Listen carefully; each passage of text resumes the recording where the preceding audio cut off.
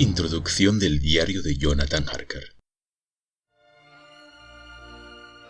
Cuando estaba a punto de salir de excursión, en Múnich brillaba un espléndido sol y flotaba en el ambiente la típica alegría de comienzos del verano.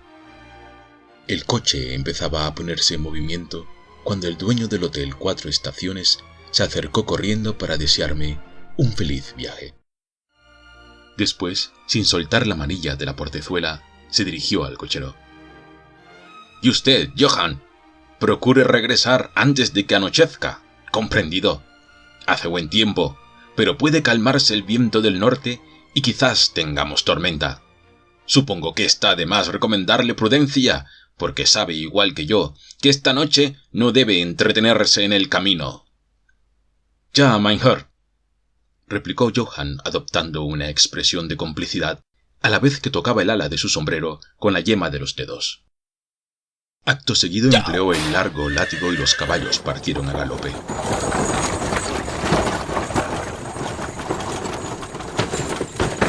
Ya fuera de la ciudad, ordené al cochero que se detuviese y pregunté: «Johann, ¿por qué el dueño del hotel habló acerca de esta noche de forma tan sorprendente?» El cochero se santiguó y replicó lacónicamente: «Walpurgisnacht». Johann sacó su reloj de bolsillo, un reloj alemán muy antiguo, casi del tamaño de una remolacha. Frunció el ceño, se encogió de hombros e hizo una mueca de contrariedad. Me acomodé mejor en el asiento y comprendí que aquel era un modo muy respetuoso de protestar por el inútil retraso. Nuevamente el coche arrancó a toda velocidad, como si tratara de recuperar el tiempo perdido.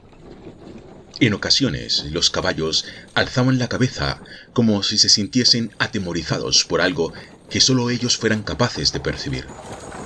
Al advertir lo que en aquellos instantes sentían los animales, miré a mi alrededor con inquietud.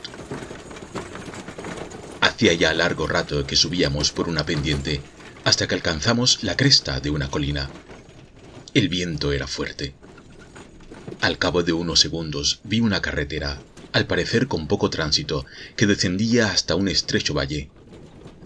Repentinamente sentí enormes deseos de ir hasta allí, y, aun a riesgo de enfadar a Johann, o por lo menos a molestarle, le grité para que se detuviera una vez más, diciéndole que me agradaría descender por aquel camino.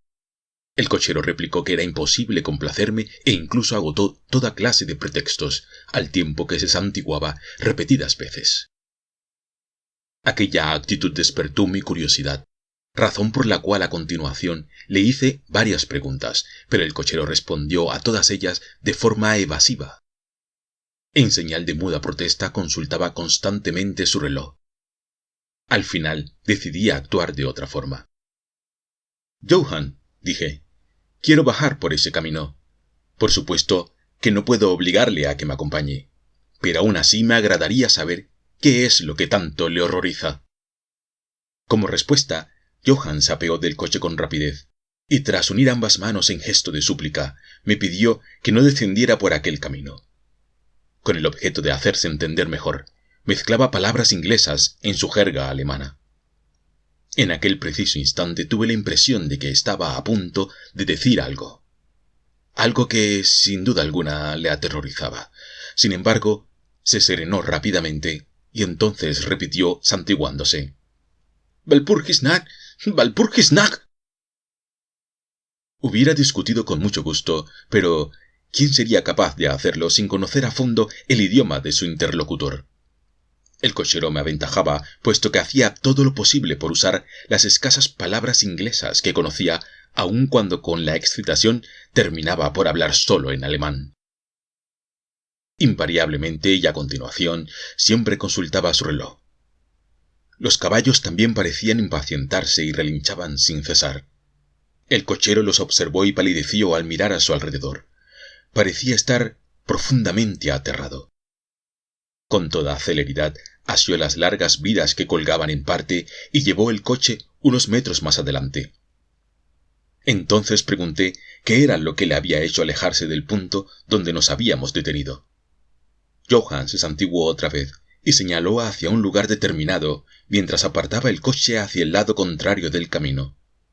Luego, señalando de nuevo una cercana cruz, dijo, primero en alemán y luego, con muy mal acento, en inglés: «Ahí está enterrado, el que se mató».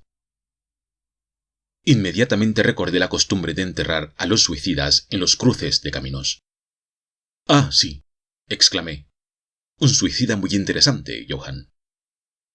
Sin embargo, no acababa de comprender por qué los caballos sentían tanto pánico. Cuando estábamos hablando, oímos muy remoto un grito, mezcla de alarido y ladrido. A pesar de la distancia, los caballos parecieron estar a punto de enloquecer. El cochero se dio cuenta y seseó para tranquilizarles. Luego se volvió hacia mí para murmurar con voz temblorosa: «Parece un lobo». «Pero lo parece, porque aquí no hay lobos». «¿De verdad? ¿Acaso hace ya mucho tiempo que no hay lobos por aquí?» «Exacto, mucho tiempo. Al menos en primavera y en verano. Aunque también es cierto que algunas veces, cuando hay nieve, se han vuelto a presentar». Cuando todavía el cochero acariciaba el cogote de uno de los caballos para tranquilizarle, el sol quedó oculto de repente tras unos negros nubarrones, los cuales cubrieron el cielo en pocos instantes. A continuación comenzó a soplar un viento frío. Luego, una fuerte ráfaga, señal evidente de una próxima tormenta, y acto seguido volvió a brillar el sol. Johann, alzando la mirada hacia el cielo, comentó: «Tempestad de nieve. No tardaremos en tenerla sobre nosotros». Tras pronunciar estas últimas palabras, sujetó firmemente las riendas, temiendo el nerviosismo de los caballos, y subió al pescante. Sin embargo, cuando estábamos a punto de partir otra vez, yo me empeñé en que me aclarase una cosa. «¿Hasta dónde llega ese camino?», pregunté. «¿A qué sitio conduce?». Johann pareció musitar una oración y luego replicó: «Está totalmente prohibido ir hasta allí». «Pero, ¿a dónde?».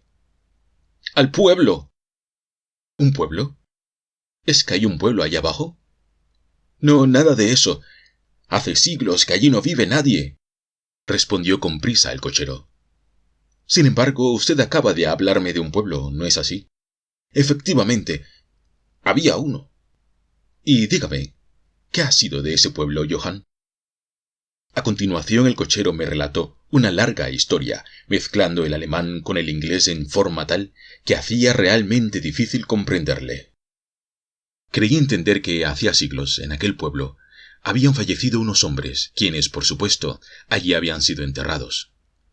Con posterioridad, habían comenzado a oírse extraños ruidos bajo la tierra y cuando por fin se abrieron las tumbas, aparecieron hombres y mujeres llenos de vida, con los labios sucios de sangre. De forma que para salvar su vida y también su alma, según explicaba Johann, santiguándose sin cesar, los habitantes de aquel pueblo habían partido hacia otros lugares donde los vivos vivían y los muertos bien muertos estaban, y no de otra manera. Sin duda alguna el cochero había estado a punto de decir algo más sobre tales muertos, pero, sin duda también, la palabra en cuestión parecía aterrorizarle enormemente. Por otra parte, a medida que avanzaba en su relato, se excitaba más y más. Era como si estuviera dejándose llevar por la imaginación. Sufría una auténtica crisis de terror cuando terminó su historia. Su rostro parecía pálido y su frente estaba llena de sudor. Miraba a su alrededor como si tuviera miedo de que, sobre aquella llanura iluminada por un espléndido sol, pudiera presentarse algún aparecido. Al final exclamó con tono de enorme desesperación: «Walpurgisnacht». Con un ademán de su mano izquierda señaló hacia el coche, suplicándome mudamente que continuásemos el viaje. Creo que en aquellos instantes perdí un poco de paciencia. Retrocedí 2 pasos y dije en alemán: «Johann, tiene usted mucho miedo. Regresa a Múnich, que seguiré solo. Me vendrá bien caminar un poco». Como había quedado abierta la portezuela del coche, me incliné sobre el asiento para tomar el bastón de roble que siempre usaba en mis vacaciones. Luego añadí: «Sí, Johann, puede regresar a Múnich. Walpurgisnacht no afecta para nada a los que somos ingleses». Al mismo tiempo que Johann me suplicaba que no llevara a cabo semejante locura, los caballos comenzaban una vez más a inquietarse sorprendentemente. El cochero apenas podía contenerlos. Para mí resultaba un tanto penoso ver cómo aquel hombre se tomaba las cosas tan en serio, y aún así no pude contener una carcajada.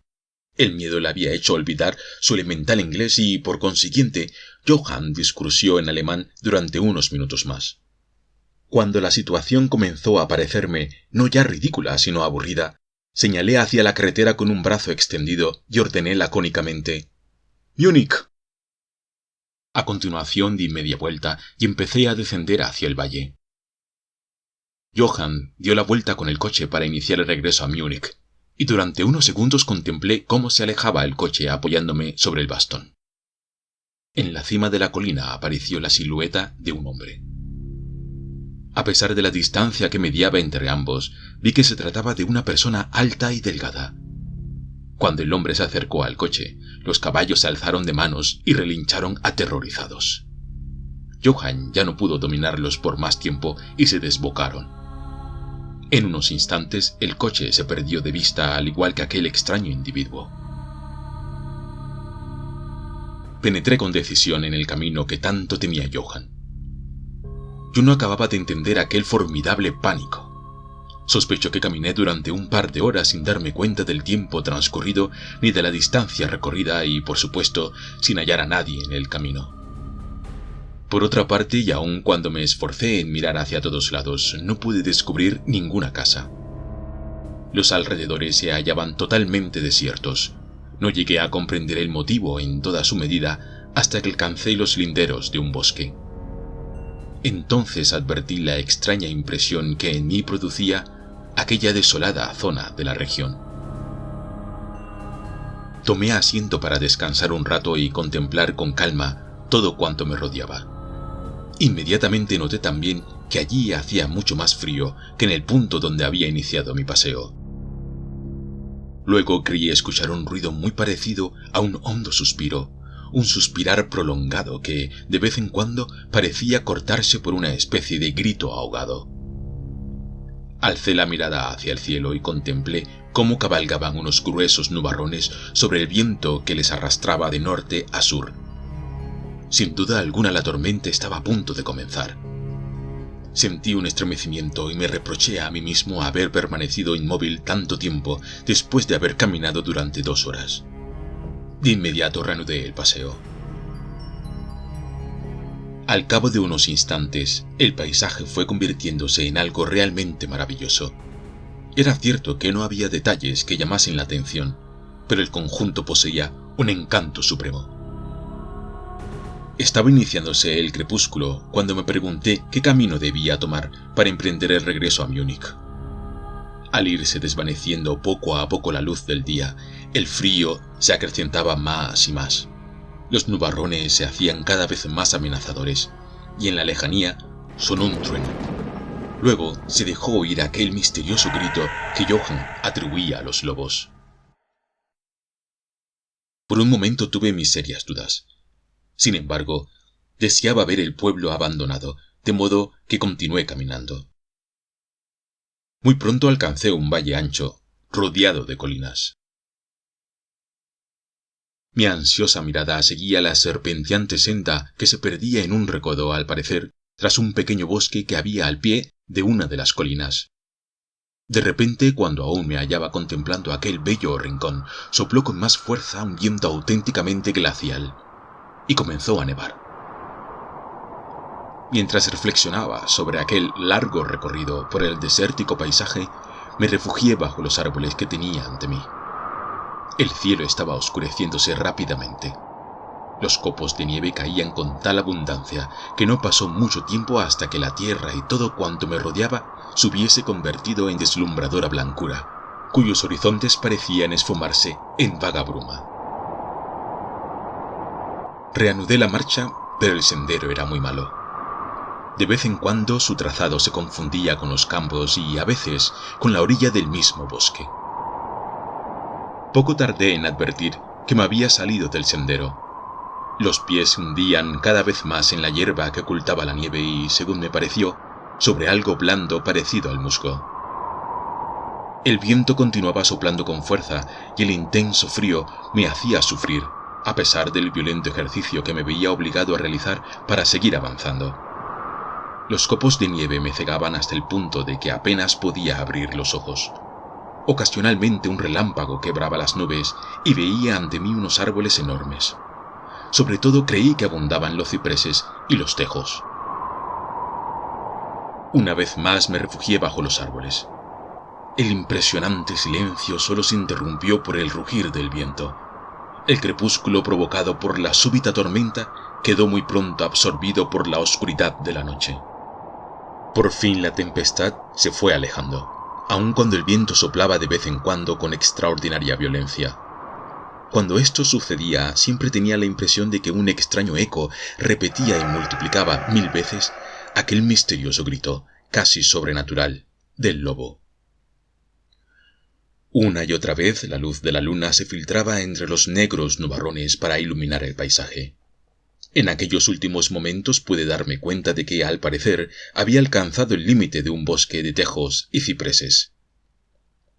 Ya no nevaba, así que abandoné mi refugio y me acerqué hasta el bosque para examinarlo con más detalle, preguntándome al mismo tiempo si no habría por allí alguna casa que, aun cuando estuviera totalmente arruinada, al menos me ofreciese refugio más seguro. Al bordear el bosque vi que se hallaba rodeado por un muro bajo.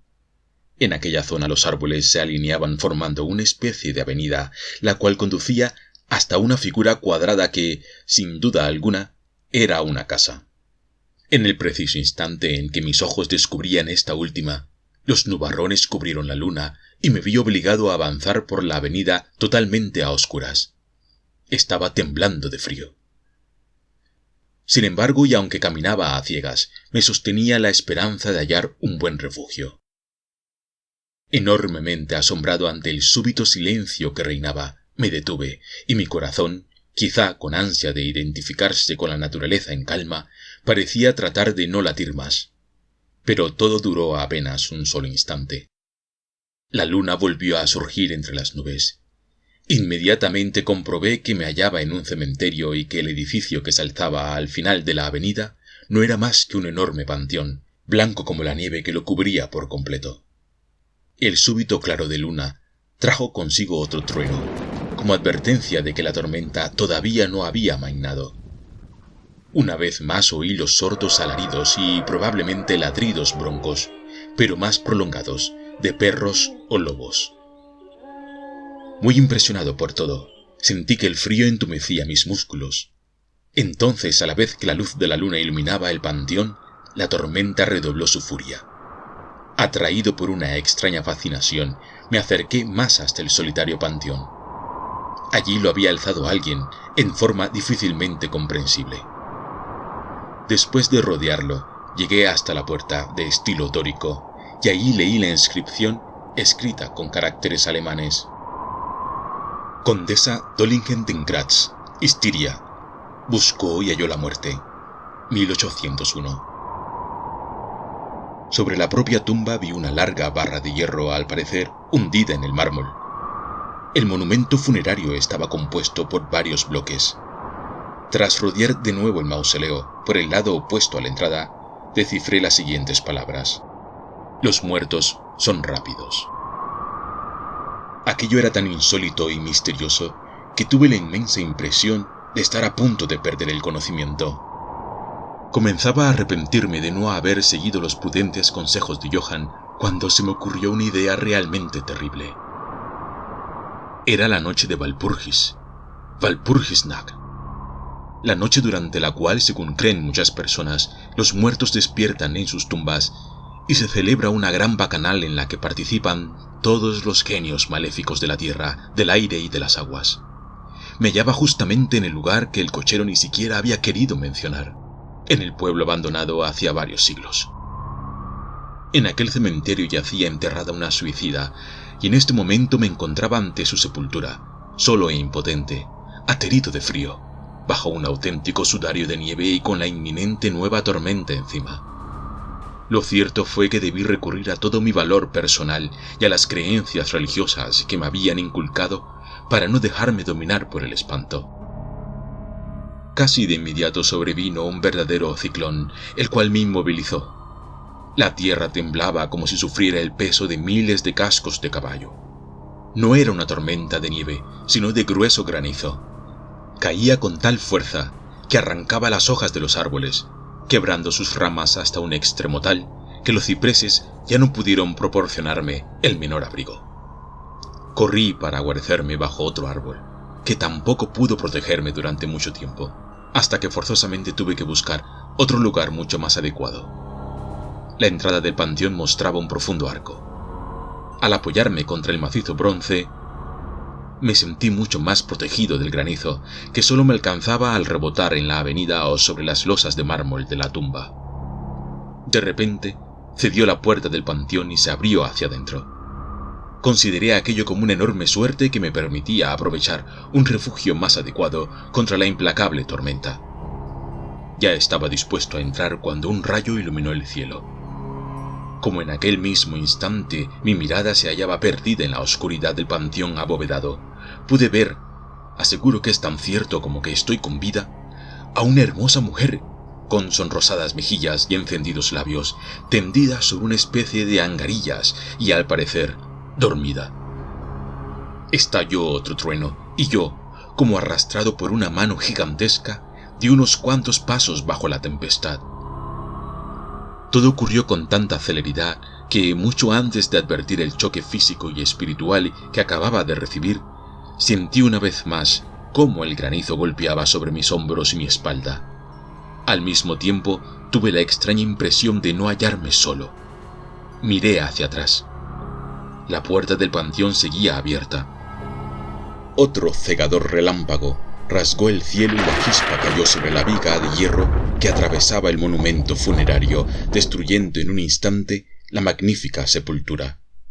La mujer muerta, presa de terribles sufrimientos, se alzó durante un instante envuelta en llamas, y sus gritos de dolor quedaron ahogados por el estallido de un trueno. Aquel espantoso espectáculo fue lo último que contemplé antes de que una vez más la gigantesca mano me arrastrara hacia la tormenta, al mismo tiempo que el gran círculo formado por las colinas repetía multiplicado el eco de lobunos aullidos.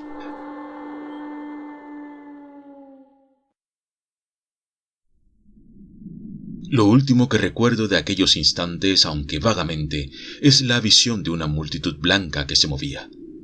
Tuve la súbita impresión de que se habían abierto todas las tumbas y de que los muertos habían salido para acercarse a mí a través de los fuertes remolinos de granizo.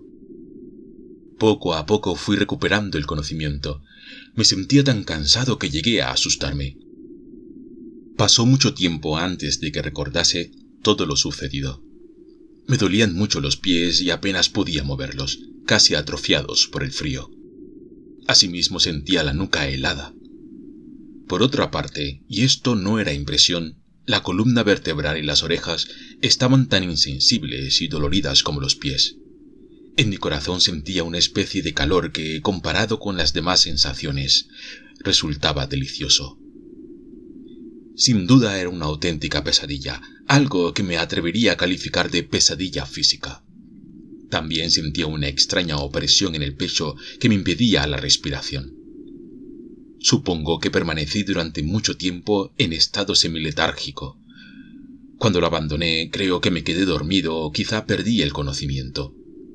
Luego padecí un raro malestar, muy parecido al que se experimenta cuando se presentan los síntomas del mareo producido por el balanceo de una embarcación. Tenía la gran necesidad de liberarme de algo, aun cuando ignoraba de qué. Reinaba un silencio tan opresivo que el mundo entero parecía dormido o muerto, silencio que de vez en cuando quedaba interrumpido por el cercano jadear de un animal. Sentí que algo caliente me tocaba la garganta, y en aquel instante descubrí la horrible verdad. Un enorme animal se encontraba tendido sobre mí con las fauces en mi garganta. No me atreví a moverme, pues comprendí que, si deseaba salvar la vida, lo mejor era no hacer el menor movimiento. Sin embargo, la bestia debió intuir que en mí acababa de producirse algún cambio, porque alzó la cabeza. Entre mis entornados párpados vi los enormes ojos de un gigantesco lobo, unos ojos que relucían como carbones encendidos. Brillaban también sus blancos colmillos, largos y afilados. Percibí, espantado, su aliento acre y caliente. Tampoco recuerdo con exactitud el tiempo que transcurrió. Creo que finalmente oí un gruñido, seguido de una especie de ladrido repetido. Después también creí escuchar muy lejano el sonido de varias voces que gritaban al unísono: ¡Hola! ¡Hola! Con cierta precaución alcé la cabeza, tratando de mirar hacia el lugar de donde provenían los gritos, pero el cementerio interfería mi campo de visión. El lobo continuaba aullando de forma extraña y una luz rojiza iluminó de repente el bosque de cipreses. Tuve la impresión de que su resplandor iba unido al sonido de las voces que iban acercándose. Entonces el lobo comenzó a aullar incesantemente y con mucha más fuerza que antes. Por mi parte, cada vez sentía más temor de moverme o de dejar escapar el más leve suspiro. El rojizo resplandor se fue aproximando a través del blanco sudario que me rodeaba en la noche oscura hasta que, de pronto, apareció entre los árboles un grupo de jinetes, los cuales cabalgaban al trote y sostenían antorchas en alto. El lobo se incorporó rápidamente y, tras abandonarme, se escondió en algún lugar del cementerio. Observé cómo uno de los jinetes, sin duda alguna soldados, puesto que vi sus uniformes, apuntaba llevándose el fusil al hombro. Uno de sus compañeros le tocó un codo, y la bala pasó rozando mi cabeza. Probablemente había confundido mi cuerpo con el del lobo. Otro de los soldados, al darse cuenta de la huida de la bestia, disparó también. Después salieron todos a galope. Unos vinieron hacia mí, y otros persiguieron a la fiera, la cual se había perdido, al parecer, entre los cipreses cubiertos de nieve. Cuando los soldados estuvieron a mi lado, intenté mover brazos y piernas, pero fue imposible hacerlo. A pesar de no perderme ni un solo detalle de todo cuanto sucedía o se decía a mi alrededor, lo cierto era que me sentía completamente agotado. 2 o 3 soldados echaron pie a tierra y luego se arrodillaron para examinarme. Uno de ellos alzó mi cabeza y, colocando una mano sobre mi corazón, gritó: «¡Todo bien, amigos! ¡Aún late su corazón!». Luego alguien vertió un poco de coñac en mi garganta. Esto me reanimó y por fin abrí totalmente los ojos. Luces y sombras parecían mezclarse con los árboles. Escuché con atención cómo los soldados se insultaban entre sí. Parecían sentirse aterrorizados. Cuando al cabo de un rato regresaron los que habían perseguido al lobo, estaban tan excitados que daba la impresión de tratarse de dementes. Aquellos que me rodeaban preguntaron con ansia: «¿Lo habéis encontrado?». «No, no», respondieron los recién llegados con un tono que demostraba su pánico. «Vámonos de aquí. Resulta absurdo perder el tiempo en un lugar como este, y en una noche semejante». «¿Qué era?», preguntaron los demás soldados, quienes manifestaron, en el tono de su voz, la emoción que también les embargaba. Las respuestas fueron diferentes.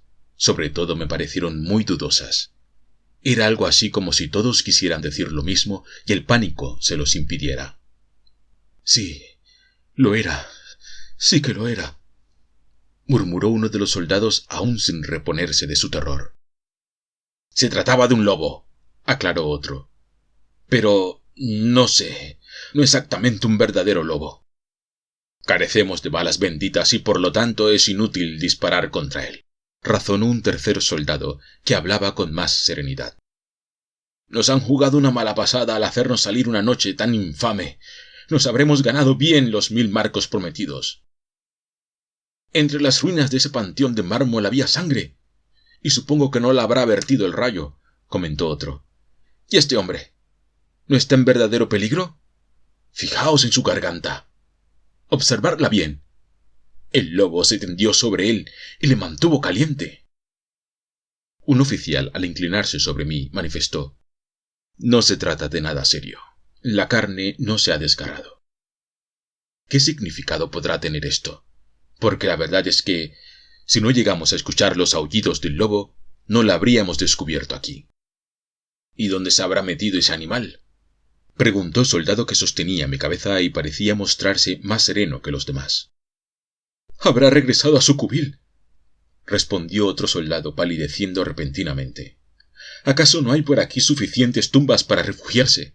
Vámonos, muchachos, vayámonos de aquí cuanto antes. Abandonemos este maldito lugar».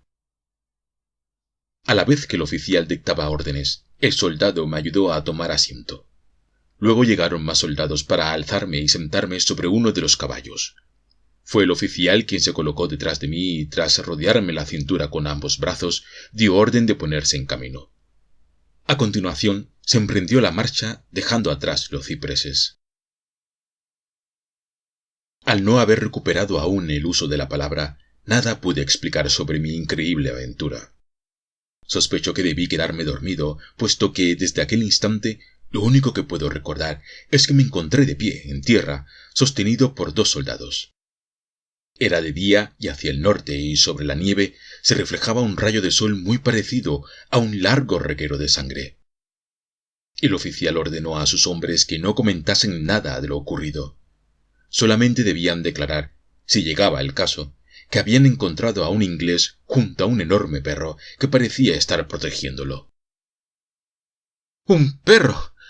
Ese animal nada tenía de perro», comentó el soldado, que constantemente parecía haber sentido más pánico. «Cuando los veo, bien sé distinguir entre un perro y un lobo».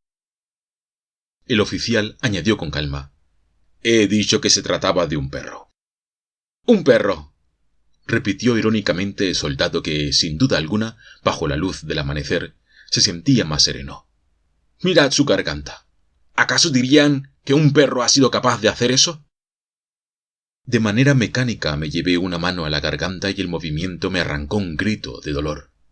De inmediato, todos los soldados se agruparon a mi alrededor. Algunos de ellos, sin desmontar, se inclinaron sobre sus sillas para observarme mejor. El oficial repitió con absoluta serenidad: «He dicho un perro. Si declarásemos que ha sido cualquier otro animal, todo el mundo se mofaría de nosotros». Uno de los hombres me subió a su silla y proseguimos la marcha hasta los suburbios de Múnich. Allí hallaron un carro, al cual me trasladaron para conducirme hasta el Hotel 4 Estaciones. Me acompañó el oficial, mientras uno de los hombres llevaba su caballo por la brida. Los demás regresaron inmediatamente al cuartel.